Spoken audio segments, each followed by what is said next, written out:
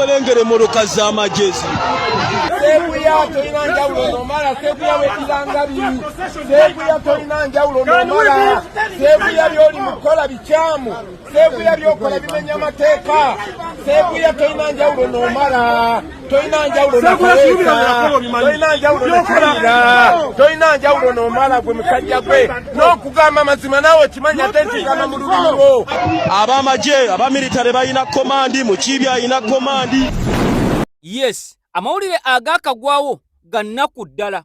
Ampuliriza abalala bongedde okubeera nga battibwa n'okutomerwa poliisi okubwa emiggo tiyaggaasi wali mu bitundu eby'emakindye kulaale ng'omukulembeze Kyagulanyi Ssentamu Mitembo agenda mu maaso n'okubeera nga awenja akalulu olunaku olwaleero. Kaakati waliwo olukwe pulaani enkambwe poliisi ezze etambulira ku pulezidenti Kyagulanyi Ssentamu Mitembo wamu n'amagye. Wuliriza amawulire gamaze okubeera nga gafuluma era nga gakakasiddwa nti Kyagulanyi Ssentamu Mitembo pulezidenti wa bannayuganda waakukwatibwa essaawa yonna.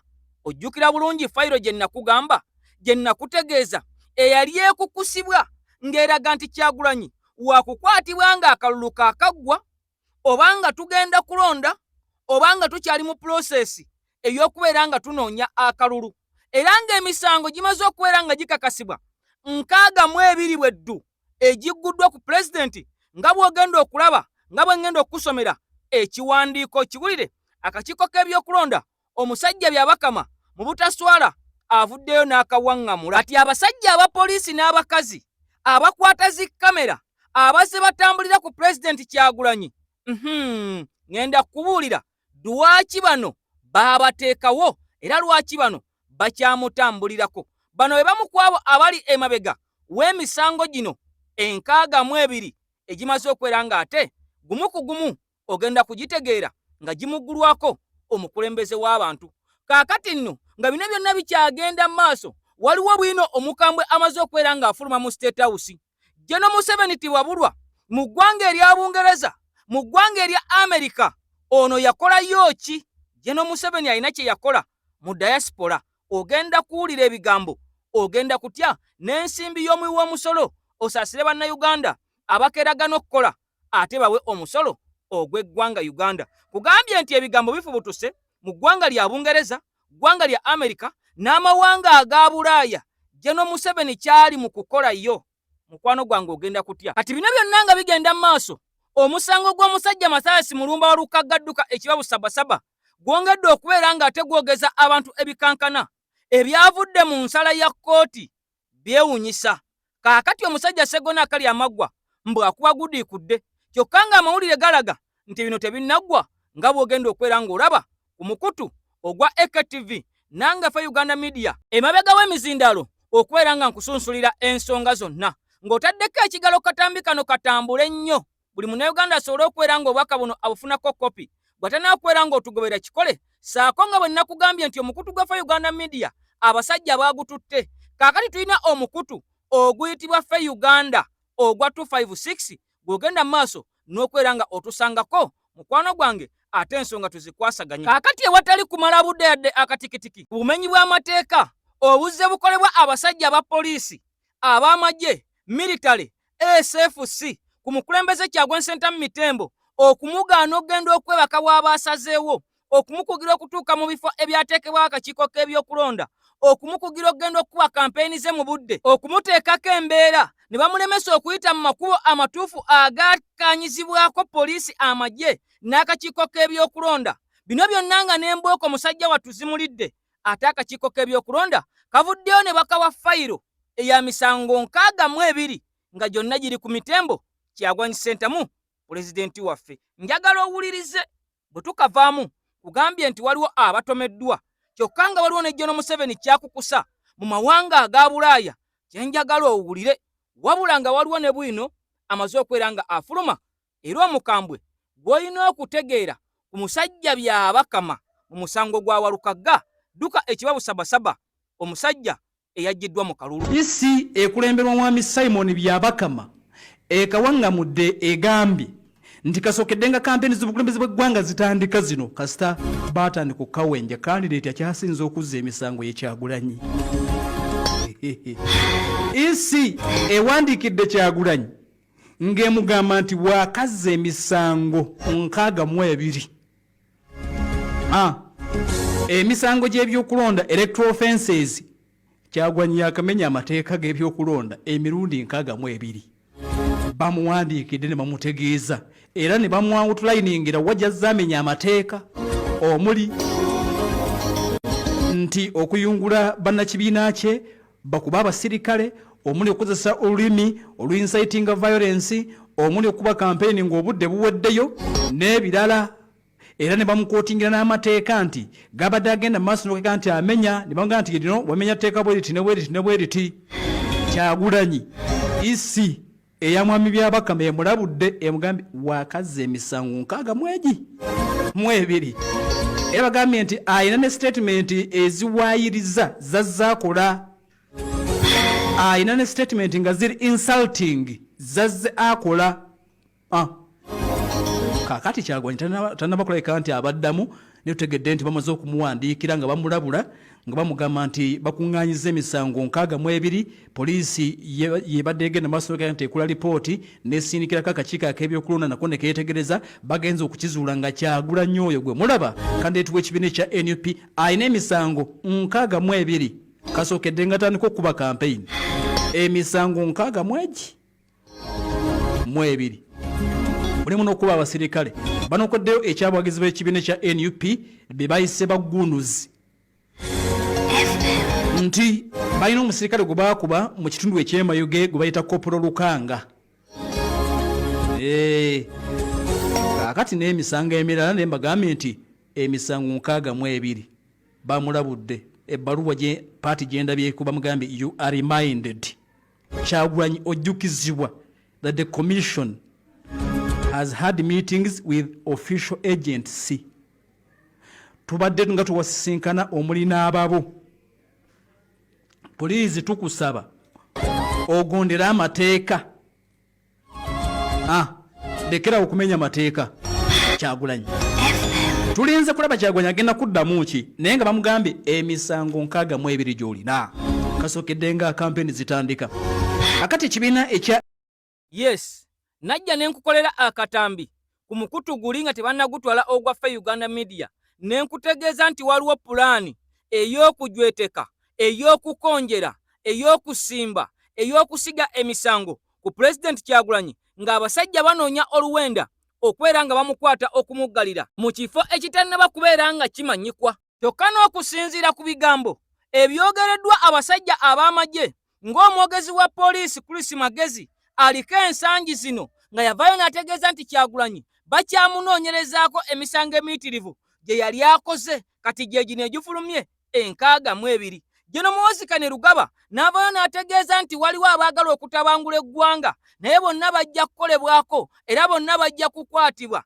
ebigambo bino nga yakamala okubyogera ekiwandiiko kifulumye Jeno Museveni n'avaayo n'ategeeza nti buli musirikale agenda kuweebwa amasasi 120 okweŋŋanga bannayuganda abatagambye nti tugenda kukwata mundu abatagambye nti tugenda kukwata majambiya wabula abagambye nti ffe tugenda kubanja kalulu kaffe kasita kabbibwa nga tukutte ambuleera kati ndowooza olaba patani zizonna ng'obwanga bwonna babwolekeza Kyagulanyi era n'omusajja byabakama n'avaayo n'ategeeza nti kanoonya kituufu kalonde kituufu naye okukakuma n'okukabanja mbu tekikkirizibwa era nga byabakama ayongereza ku ebyo ebigambo Jeno Muwoozi bye yavaayo n'ategeeza nti abantu balonde bamale badde ewaka kati ebigambo by'okugamba nti Kyagulanyi akuma mu bantu omuliro nga gye gimu ku misango egimugguddwako toyinza kubeera nga weewuunya okusinziira ku basajja bano bye bazze nga boogera okuva ku Jeno Museveni ku CDF bannamagye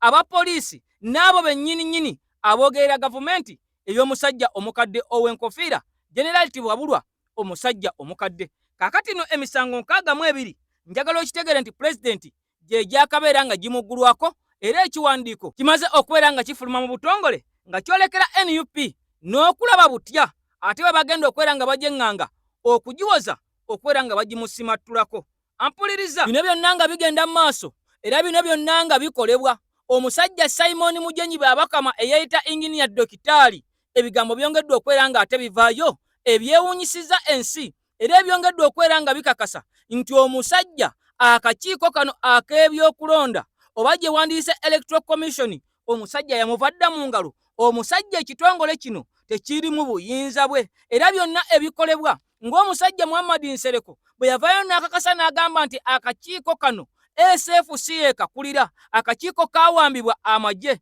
era ebiragiro ebituuka mu kakiiko kano biva eri waggulu mu State House saako mu woofiisi ezimu nga eya CDF saako ne woofiisi mbu ey'ennamunkekeera. Kakati omusajja aleese bwino ng'ono omusajja munnamawulire wa NRM kyokka yavuddeyo n'ayasa ebyama n'ategeeza nti byabakama akakiiko k'ebyokulonda ono aliwo nga kifaananyi, ono aliwo nga kikanga baana, ono aliwo kusoma fayiro zimuleeteddwa ku mmeeza ye na kutegeeza bannayuganda ebyo abakulu bye baba basazeewo. Mu bigambo by'omusajja ono agamba nti byabakama talina maanyi era takyalina na bukulu bwonna bw'aliko mu kakiiko kano ak'ebyokulonda, kati naye alinga munnamawulire atutuusako amawulire ago abakulu bye gaba gasazeewo, era nga ne fayiro eno efulumye olunaku olwaleero eraga pulezidenti nti alina emisango. Mukwano gwange omusajja byabakama tabiinaamu yadde enta, tabiinaamu yadde olugalo, era ono naye aweebwa buweebwa fayiro ne bamugamba nti kola kino ate kola kiri, kubanga mbu singa yabadde mu bino omusajja amanyi amateeka, amanyi buli kimu bwe kirina okutambula, nti omusajja yandibadde abaako ne kyakola. Jjukira nti omukyala Mariam Wangadi yavaayo n'ategeeza eggwanga Uganda n'ensi yonna nti ekyamazima tuli mu woofiisi zino eza gavumenti naye tulimu ku bunkenke, tulimu nga bifaananyi bingi ebitugaanibwa okubeera nga tukola, era waliwo ne bye twagala okwogerako ng'abantu ne tutya kubanga tutiisibwatiisibwa. Ekyamazima tuli ku midumo gya mmundu. Kati njagala owulirize bwino afulumye ng'omusajja munnamawulire wa NRM yakakasa ng'agamba nti byabakama si yaali mu buyinza era byabakama si yasalawo ebikolwa mu kakiiko ak'electoral commission. Bwe tubivaamu kutwala Bungereza, kutwala mu Amerika, kutwala mu Sweden, owulire General Museveni omusimbi obutitimbe bwabwonoonera ku bantu abawala n'abasajja nga bagenda kukola ki mu nsi zino. Ogenda kubiwulira, ogenda kutya Kyagulanyi watuusiza omusajja omukadde w'enkofiira. Bagambye baatudde ne bakkaanya yes yali mu control era nga bw'atali mu control yaba candidate bwe bakubira mu kkubo nga abapoliisi babakuba nga bw'atali mu control nga n'abapoliisi babateekako nabo babakubamu empi nga eggulu. Yes. Kati tali mu control ya kintu kyonna okuggyako okutuula obutuuzi awo n'agamba ebyakavaayo okulonda kwa Uganda kulimu amagezi. Bagamba nti kati agenda okuba kayere bavaawa bava nnyo mu Buganda sooka olangirira ebyemukono langirira ebyekira bwe mukubiraawo enduulu kubayi mu pi nabiri bikola ki bijja. Jjukira chances ntono okuleka candidate wa Nuupu ng'ali bweru wa kikomera kye kozi nga taasuleyo awo bajja kuba basoose ne bakola ki ne bamusalako kubanga amaze okubabuulira tibannaaye mubeereewo mukanoonye temuvaawo. Ate bano bagamba nti ekyo kikyamu kati bagenda kwekwasayo obusonga bungi. Mulajja yagamba nti tambula ng'omuyeke batandika okuleetawo insecurity ekola ki ebeerawo. Chances eri emu president gyafunye nti omu ku babadde bagenda okwegatta ku prince omutawaanya amulese mu kkomera ne kooti zeegasseeko zimuleka nga keesi eri bairewo alina mandatory bail naye baganye okukola ki okumuta lwa nsonga emu nti likeji gyafunye oba olugambo lwali lugamba nti ono ajja kukola nga bwe bakola Little Joko bakubira essasi mu helicopter munda emyezi giweze 12 oba 11 president atambulako mu helicopter wano akalulu akamu obadde olaba nga akanoonyeza mu helicopter ebiseera ebisinga emmotoka ne ziyita wansi wagirabyeko tatwala kintu kyonna kitiisatiisa bulamu bwe nantebe kukola ki n'ekitiisatiisa obulamu bwe n'ekitiisatiisa famire ye kyova olaba kati ogendayo n'atuula sayidi eri ngalowooza covid ayinza mwana watu ate yamukwata yadde yamwewala nnyo naye yali accident tatekinga kintu kyonna kyayinse kati omutabani kyayogera ng'ali wali Entebbe wewava jjaati toyinza kugamba mbu bagenda Byabakama ajja kugamba nti beera mita 2 ajja kyogera asobola okyogera naye nga yeewuddisa ki weewuddisa bajja kumukola ki bajja kumu overrunninga era insecurity girinde nnyo n'emiggo n'okusibwa mu kalulu kano akajja tewali Byabakama kyasobola kuyamba. Okay. Ekitegeeza tumuveeko tutandika okugoberera okusinziira bwe bitambula talina bwogerero talina olwedde muwambe. Okay.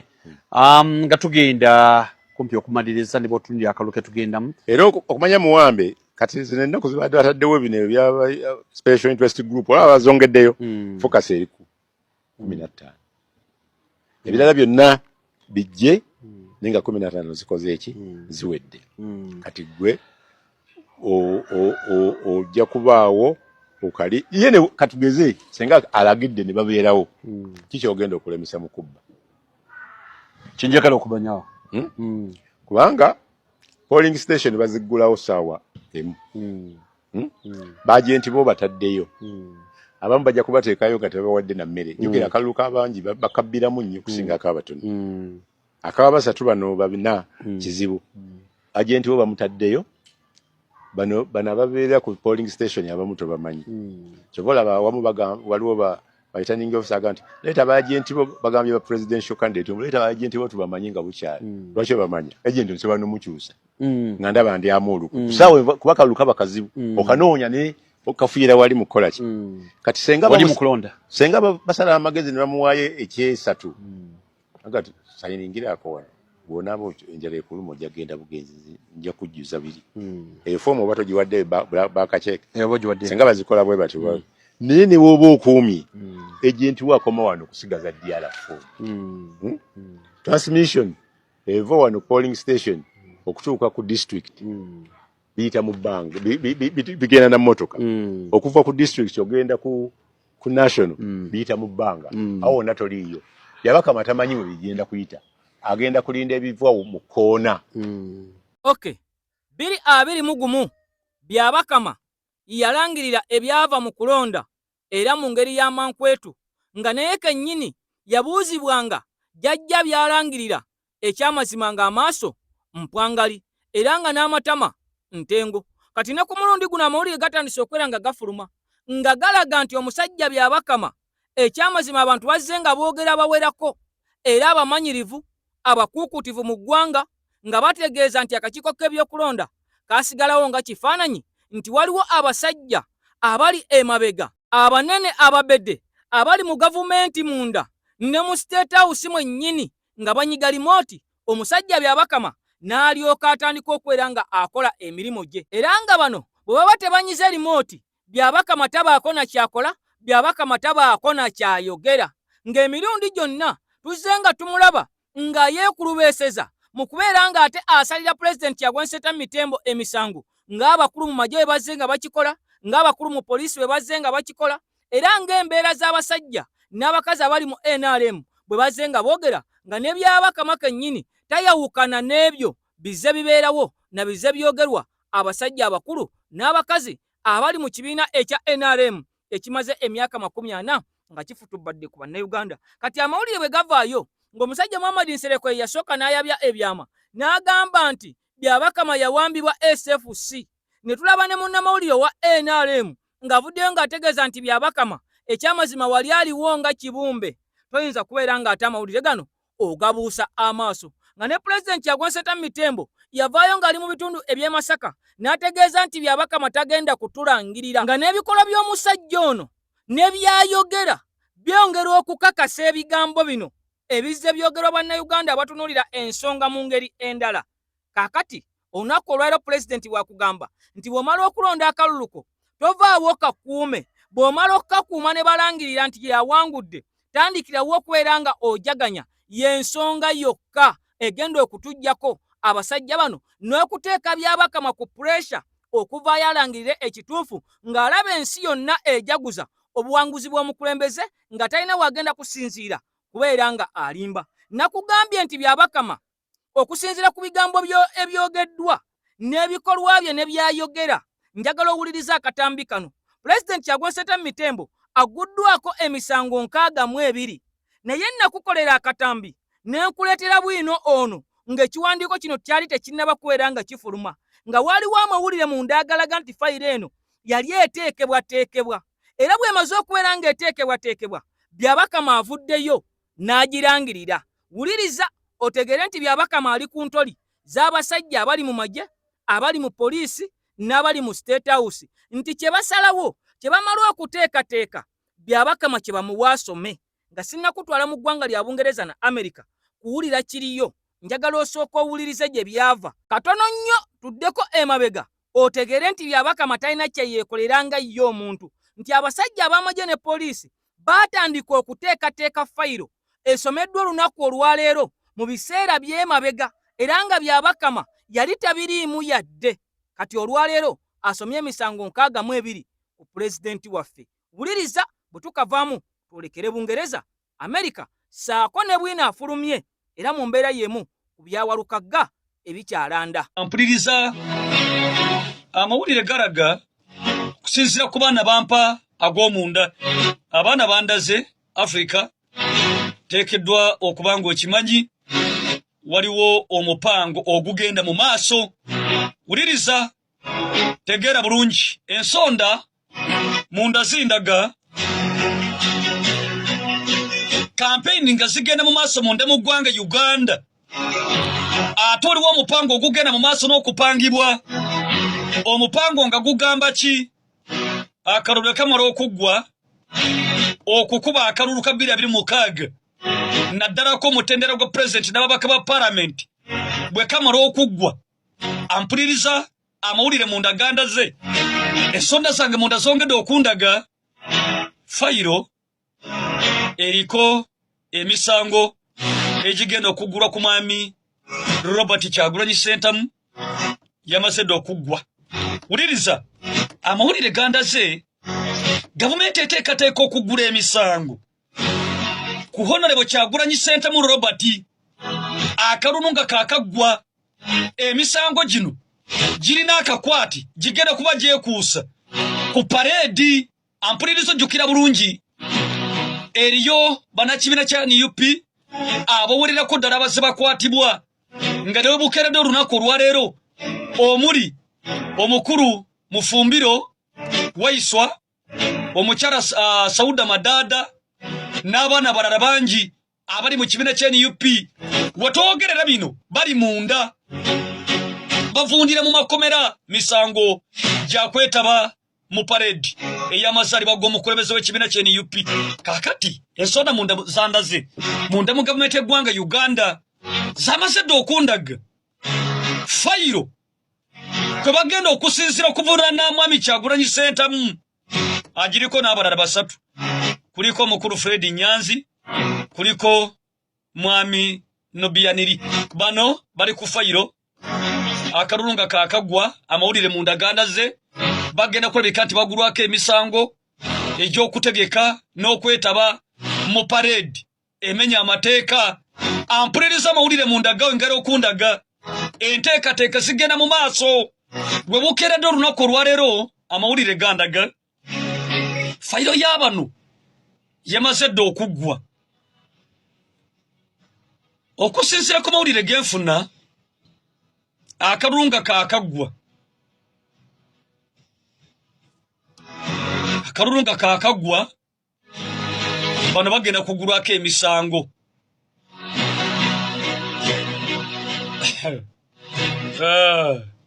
Amawulire gandaga fayiro y'abano yamaze dde okutegekebwa, yamaze dde okulabika nti eteekateekebwa.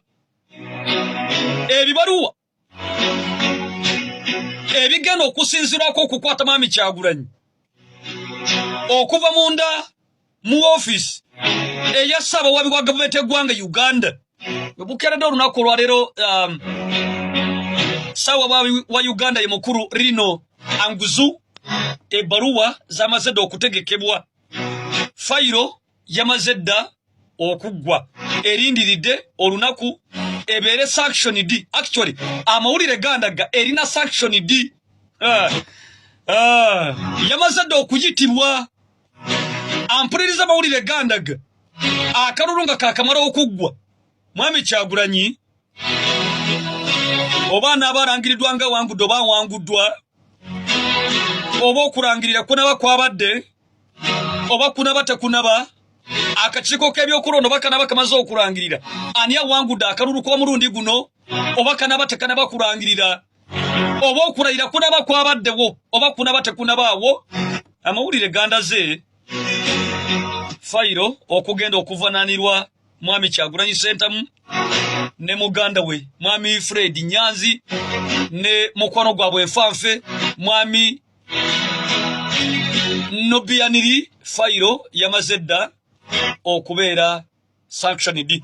Akalunga kakagwa bano bakukwatibwa batwalibwe mu nkomyo babikebye. Nsonga za paredi ampuliriza amawulire gandaze. Ensonga za paredi n'omukulu zigenda mutwaliramu. Okay. Kakati ndowooza osobola okitegeera nti byabakama aliwo nga mperekese mu kalulu ka 2026 gwe mu Uganda. Obuvunaanyizibwa bwo kulonda, obuvunaanyizibwa bwo kukuuma kalulu, obuvunaanyizibwa bwo kubanja kalulu nga kabbiddwa kubanga omusajja byabakama ebitundu byonna akulaze titali ku sayidi y'abantu, ali ku sayidi ya muntu. Nga ne bino byonna bigenza okwera nga biggwawo okugula ku Kyagulanyi Ssentamu Mitembo emisango nga byazze nga biteekebwateekebwa. Amagye ne poliisi nga be bakirimu, era amagye ne poliisi ate be bakugamba nti bagenda kukuuma akaluluko. Amagye ne poliisi mu kalulu ka 2021 be basinga okulabibwa nga babba akalulu, nga bakanyagulula, nga bakuba abantu n'okukwera nga basamba bokisi, saako n'okwera nga bajjanga ne batiikinga obululu ku mpaka obukonge ne babuyiwa mu zi bokisi. Kati essaawa zino be bakugamba tugenda kubeera nga tukuumira akalulu. So kati njagala okitegeere ti pulezidenti okuvayo n'ategeeza nti byabakama tagenda kutulangirira yali akimanyi bulungi ebigendererwa by'abasajja bano n'ebikolwa byabwe nti tebagenda kukkiriza difiiti, era gwe Munnayuganda gwayina okuvaayo n'obalaga nti ekyamazima tubawangudde, ekimala kimala, ekituufu kye kino. Kati ampuliriza amawulire gafubutuse mu ggwanga erya Bungereza ne mu ggwanga erya Amerika nga si malungi naddala ku sayidi eyaffe ey'enkyukakyuka, era nga pulezidenti Kyagulanyi Ssentamu Mitembo amaanyi ge yayolesa ge yateeka ku General Museveni nga gafuluma mu mawanga aga Bulaaya mu kalulu akagwa aka 2021 gatanula General Museveni okumusiikula emmeeme saako okumutiisa era nga gamussa ku bunkenke. Kati General Museveni nga twalekera akalulu ka 2026 yakwata ensimbi mpitirivu n'aziiwa mu kiyitibwa diaspora. Wuliriza nnyo, n'akwata abavubuka abawala n'abalenzi n'abayiwa mu ggwanga erya Amerika, eggwanga erya Bungereza, amawanga nga Sweden, amawanga nga Canada, amawanga agasingamu okubeera nga gasituka okwekalakaasa olw'okubeera nga pulezidenti Robert Kyagulanyi Ssentamu Mitembo yali akwatiddwa ate ng'era ne bannayuganda baali babbiddwa akalulu kaabwe oluvannyuma lw'ono okubeera nga ateebwa n'ajja ne yeesimbawo. Kati General Museveni akozesa ensimbi ya muwi wa musolo okubeera nga afasiliteetinga abakazi abasajja enkumuliitu abali mu mawanga gano. Abafasiliteetinga kukola ki?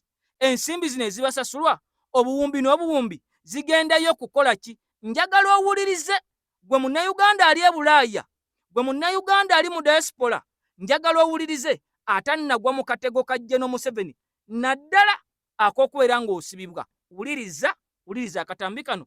Ate enkomawo ne bwino Walukagga Mathias Mulumba ebyamutuuseeko mukwano gwange ebyennyamiza nga kakiiko ak'ebyokulonda bwe kamusulira tawulo ebweru, kakati ne kkooti yeegasseeko ne musulira tawulo ebweru, naye ng'omulamuzi ono bingi ebimwetoololerako.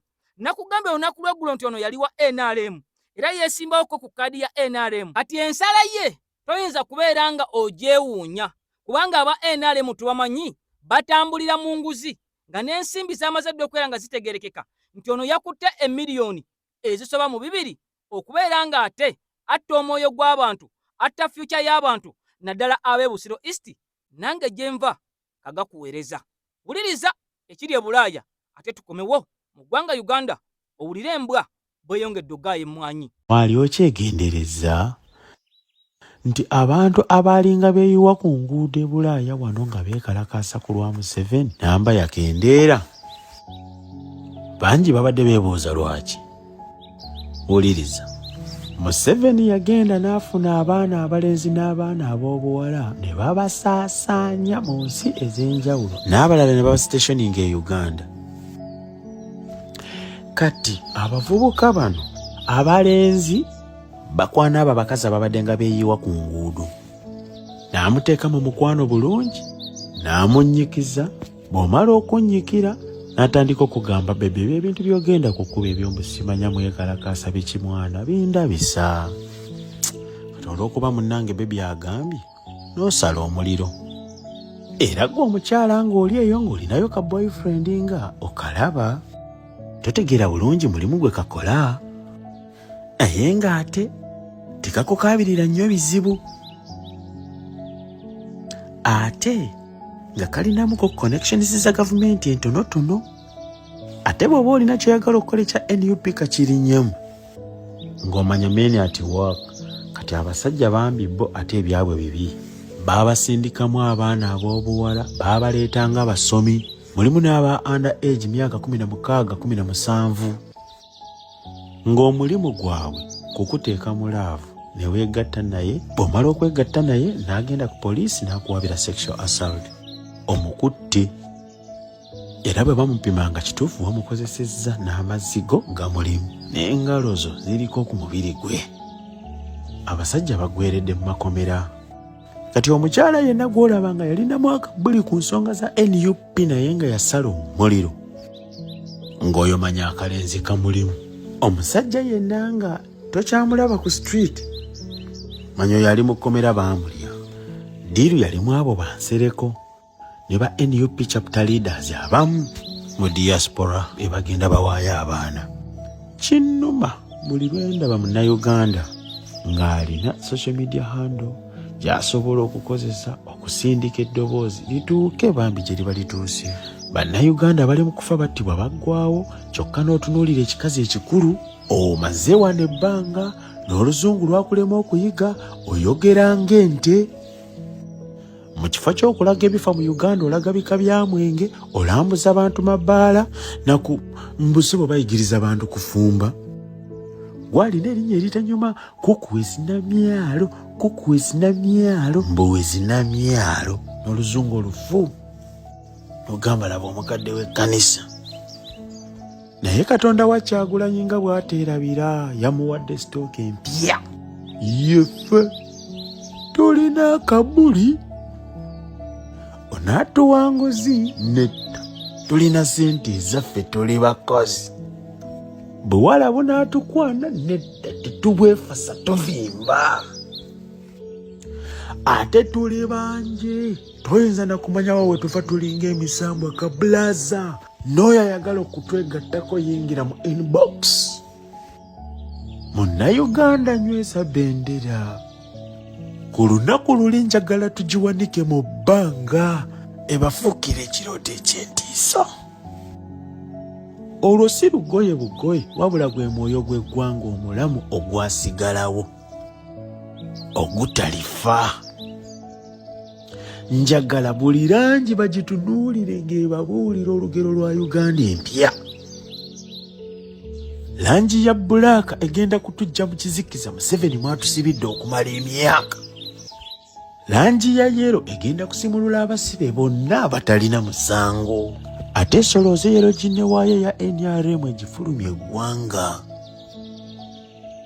Langi ya red egenda kututangira okuyiwa omusaayi ate nga byonna tubikolera mu mirembe ng'eŋŋaali. Bantu mmwe Uganda mugikotogedde. Temwagala kwogera ku bikyamu Museveni byakola. Wabula buno obubaka mbusindika nga buva ku ntobo ya mutima gwange buke eryo yo yenna atayagala kwogera ku kikigenda mu maaso mu nsi ye. Tumbaavu bambi. Ku lwa Katonda n'ensi yange tambuza vidiyo musatu bambi. Okay, kakati diaspora ensimbi mpitirivu ezaayirwayo era bangi kwa comrade bazze beemulugunya ku bigenda mu maaso mu diaspora era nga n'abamu ku bakulira diaspora kigambibwa nti bano baalya dda era bano baabayisaamu dda obusimu okubawa ensimbi empitirivu obuwumbi n'obuwumbi okubeera nga bava ku ebyo ebigenda mu maaso mu nsi yaabwe ne beerabira nti gye buva ne gye bukoma okudda mu ggwanga Uganda tibakakatako oba olyawo ddi balidda mu ggwanga Uganda nga n'amawanga aga Bulaaya gongedde okubeera nga tegateekawo natti enkakali naddala ku bantu abatali baayo yadde ng'olina empapula yadde nga pulezidenti waffe bano baamukozesa ne beekalakaasa ne beecwacwana ne balaga nti mu Uganda kiri bubi nnyo era buli akwatibwako wakugibwako mutwe bangi ne bafuna empapula kati olwamala okubeera nga bafuna ebyo bye baagala ate beerabidde mwana wattu gye baasaka emmere nti waaliyo era n'ekitamu kye baaliiramuuko kati bakiyita kitamu abasajja n'abakazi abali mawanga ag'e Bulaaya bakisamba bakizeeri naye luliba olwo ekyamazima muli kajjuutuka mulitegeera nti mwali mulina okubeera nga mulemezaamu okulwanirira ensi yammwe kale nno bino byonna bigenda mu maaso mu mawanga gano njagala okitegeere nti ensimbi y'omuwi w'omusolo ate yeggwera eno gwe munnayuganda akola obutaweera musana mu nkuba mu butiti mu kawungeezi mu kiro ensimbi z'obwayo okubeera nga zizimbibwamu amalwaliro zizimbibwamu amasomero enguudo zibeekawerette bannayuganda ffenna tufune amasannyalaze embeera bweti bweri mu ggwanga nti buli kimu kigootaana buli kimu kisebengeera buli kimu kifa kiggwawo kubanga abasajja essente baziteeka mu kwera nga ate baziwa abo abantu okubaziba emimwa okulaba nga bo basigala mu buyinza nga bafutubadde era nga bongera okunyagulula ensi yaffe Uganda. Kati wuliriza omusango gw'Amathias Mulumba Lukagga gwamaze dde okubeera nga gusalibwa mu kiro ekikeeseza olunaku olwaleero era ng'omulamuzi Kinobe teyalulinze kubeera nga lukya okumanya nga yabadde byakola naye kannyini abiraba nga biswaza abiraba nga tebijjansa akukusa bikukuse yasazeewo kubifulumya ng'ayita ku mutimbagano yasazeewo kubiyisa ng'abantu abamu beebase okuzuukuka nga bagwa mu mawulire ag'ennaku ag'okwazirana agali mu nkambi eya NUP. Kakati nno omusajja Kinobe nakugambye nti ono yaliko ku kaada ya NRM kyokka nga ne Sseggona babadde bakukuta era naye y'omu kwabo aba NRM abaali bakkaada mu biseera eby'emabega era ng'ono Sseggona aze azanyira emizannyo mingi nnyo gavumenti ya NRM nga n'ebyali mu musango pulezidenti Kyagulanyi Ssentamu gwe yajjayo ekyamazima byayongera okulaga omusajja Sseggona ne banne akabinja kaabwe nti babaddewo ebbanga lyonna nga bo bekkusa beegaggawaza kubeera nga ate bazanyira ku bannayuganda na gavumenti ya NRM kwongera kubeera nga efutubbala ku nsi yaffe. Kati ne nkugamba nti Kinobe y'omu ku basajja abaavaayo okubeera nga ate bawolereza omusajja Jeno Tumwine eyafa bwe yavaayo n'ategeeza nti baddembe abapoliisi okuba amasasi okutta bannayuganda nga bali mu kubanja eddembe lyabwe era nga bali mu kulaga obutali bwenkanya obugenda mu maaso mu nsi yaffe Uganda. Kaakati ensala y'omusajja ono ekyamazima tukkirize nti yabadde alina kubeera bwetyo nga tetunnaba kubeera nga tukyusa buyinza nga tetunnaba kubeera nga tukwata Kyagulanyi muteeka mu ntebe ekkooti za Uganda n'empuuga jjukira yeewaabirayo ku 5 naye omusango n'aguwuuta buva. Kati bano Bakinobe Sseggona nga bali mu mateeka toyinza kubeera ng'obawangula. Sinakindi ne Dr. Besigye singa ali bweru abasajja bakirewo Kivumbi abasajja ba Gaddafi emisango egy'abajwetekebwako singa baafuluma dda amakomera era nga bafuna dda eddembe lyabwe naye olw'okubanga kkooti za Uganda bwe zityo bwe ziri katwongere okubeera nga tuzirabisa n'okulaga obumenyi bw'amateeka omusajja ono bwe yayiseemu okubeera ng'asala omusango guno mu bukyamu nga bwe yakoze kyokka n'avaawo nakyo nga n'abasajja mu gavumenti beefudde kyesirikidde nga n'abasajja mu gavumenti batunuulidde kyamuli nga kakiiko k'ebyokulonda ne kkooti bagenda mu maaso n'okuttattana n'okutyoboola amateeka ag'eggwanga Uganda. Kati Kyagulanyi ye solution. Wuliriza ebigambo bino otegeere gwe munnayuganda ali eyo ampuliriza nga tekinnakutuukako olina kusitukiramu kubanga bw'ogaana okusitukiramu tewali ali seefu nga ffenna mu Uganda tetunnaba kubeera nga tuli seefu. Baakireewo singa bali waka Besigye singa bali waka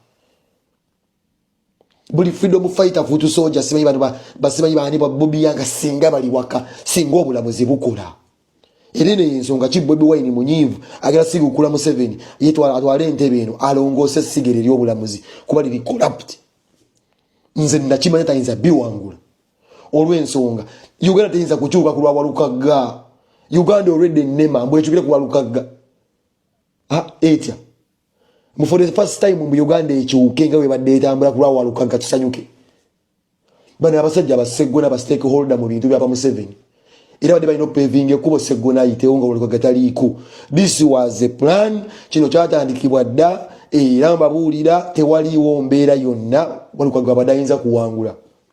Nalukaga siri mu kubera mu nguyisaamu maaso simanyi nalukoola n'akakiiko ka gundi ebyo mbadde mu kwewuddisa na kumala budde ekintu kyonna bannankyukakyuka nga manyi kikutwala mu kkooti mbonoonya bwenkanya totumalira biseera okujjawo nga Bobi Wine agenda ofunga entebe eno tekiribeerayo tekiribaayo.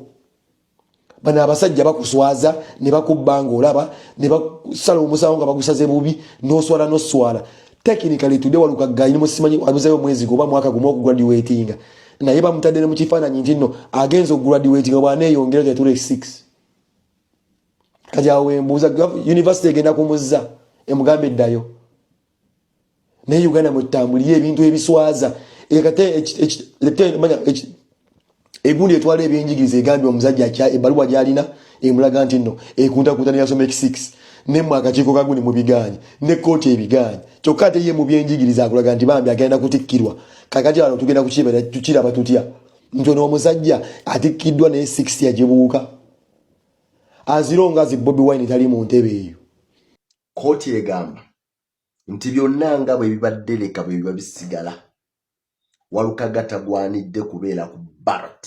Kooti egobye okusaba kwa Walukaga ne bannamateeka be kwe baali bateekayo nga bawakanya ekyasalibwawo akakiiko ak'ebyokulonda okusazaamu obuyigirize bwe okusazaamu okuvuganya ku kifo ky'omubaka akiikirira abantu ba Busiro East Constituency mu lukiiko lw'eggwanga olukulu nga akakiiko ak'ebyokulonda kagamba nti Walukaga Matiya talina buyigirize butandikirwako minimum academic qualifications ezimukkiriza okuvuganya ku ntebe eya Busiro East. Akakiiko ak'ebyokulonda kagamba nti by the time of nominations nti mukadde Walukaga nga anominatingibwa yali talina mpapula zimukkiriza okuvuganya ku kifo eky'omubaka wa parliament.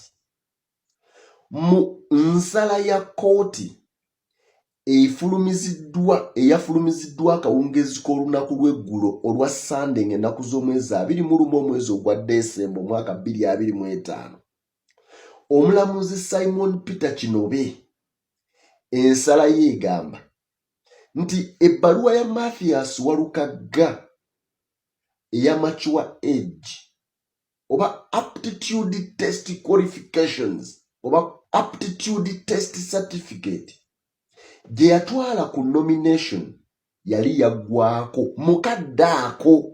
In the judgment delivered on 21st December of 2025, Justice Simon Peter Kinobe ruled that Mr. Walukaga's mature age or all aptitude test certificate which he presented for nomination had expired before the nomination date and could not lawfully support his candidacy for a parliamentary seat.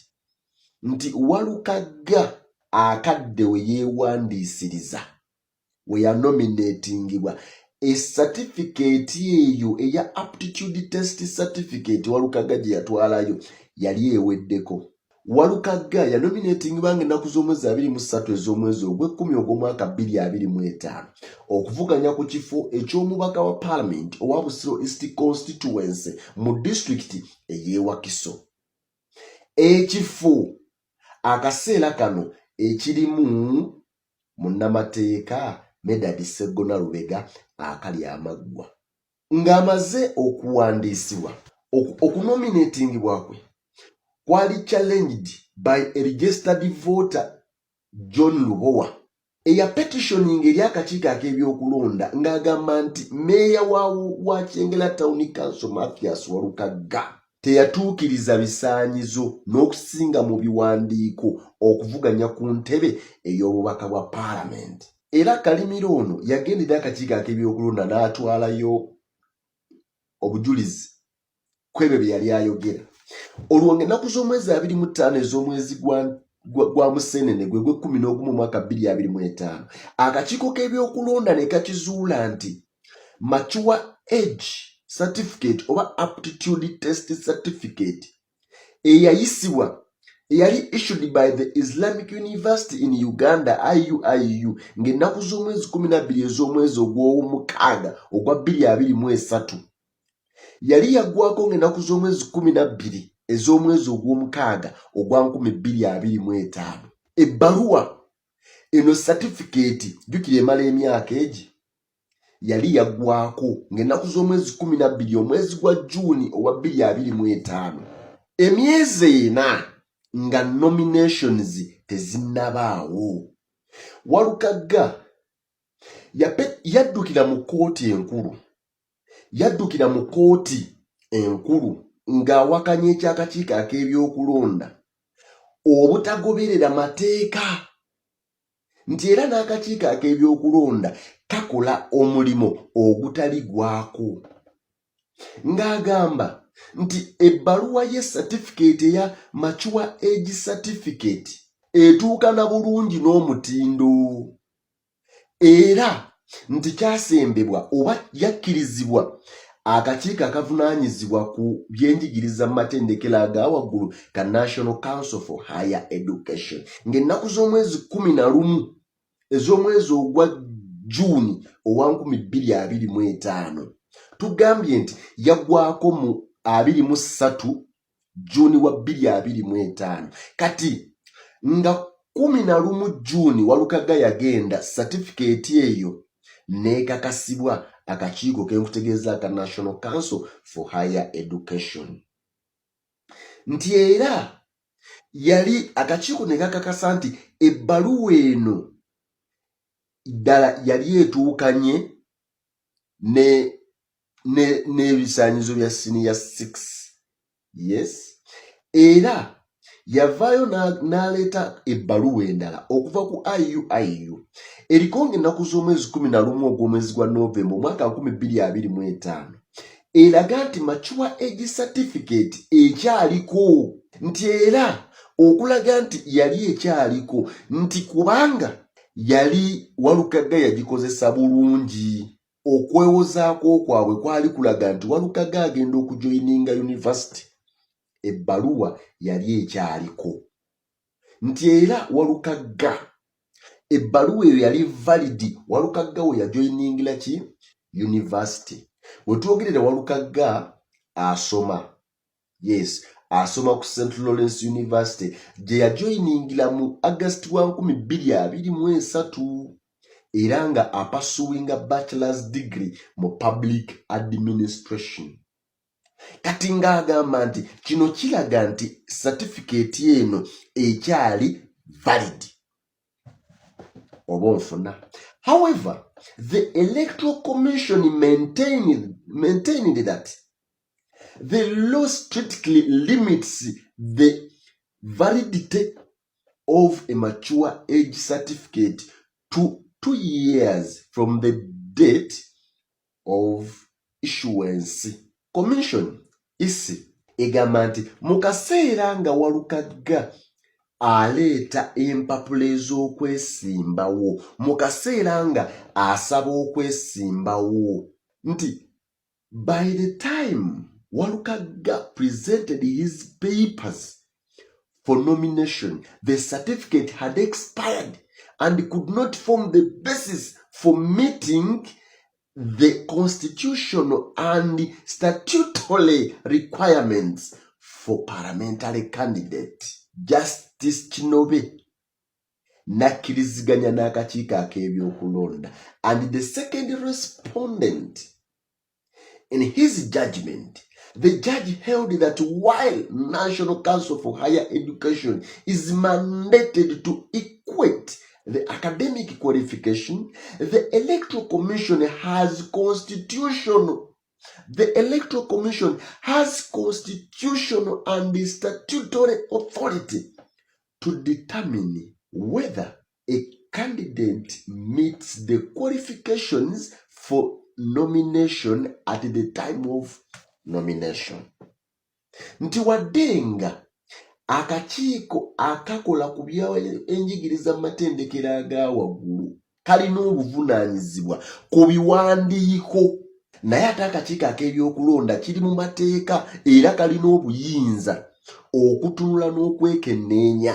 Ekibuuzo eri akakiiko k'ebyokulonda kyabadde nti ebbanga lyonna oba academic credentials ezaleetebwa Mathias Walukaga zaali valid. The discussion revolved around the expiry of the same.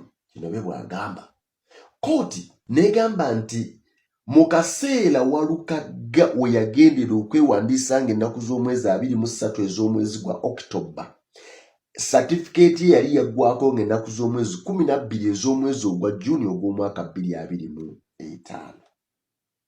From the above timeline, I note that the petitioner's only qualification had expired by nomination date, rendering both the certificate and the National Council for Higher Education equivalence invalid.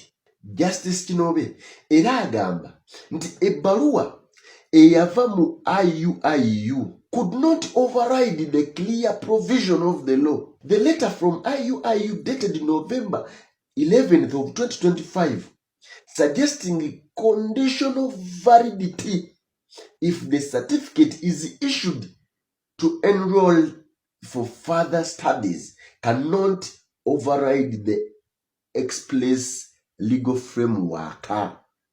Wagamba ku kibuuzo ekya jurisdictions oba akakiiko ak'ebyokulonda guno mulimu gwako oba kayisewe kalina okukoma kakoma wa. The court rejected Walukaga's argument that the complaint should not have been entertained by the Electoral Commission. Judge Kinobe cited Article 61 1F of the Constitution, noting that it empowers the Commission to hear and determine election complaints arising before and during polling. Bino byonna oba akakiiko kalina obuyinza abatambula naffe ensonga eno twagyogerako ne Beeka Batterule abalala temubiraba. Ssemateeka agamba nti akakiiko ak'ebyokulonda kavunaanyizibwa ku mirimu gyonna egy'ebyokulonda paka ku lunaku lwe basuula akalulu. Kooti era in the final orders, High Court dismissed Walukaga's appeal and upheld the decision to cancel his nomination. However, court declined to award cost to the respondent, noting that the matter raised issues of public importance. I declare to award the respondent cost because his petition raised an issue of the public importance and one that he has not been tested by our legal jurisprudence. Justice Kinobe bwalagidde, ordering each party to bear its own costs. The decision brings to close the legal challenge arising from Walukaga's disqualification from the Busiro East parliamentary race ahead of the 2026 general elections. Court temulagidde kusasula Walukaga omusango bagusaze naye pate zonna buli omu ssente zasaasaanyiriza mu musango alwanagane nazo. Walukaga by'okwesimbawo bigaanye.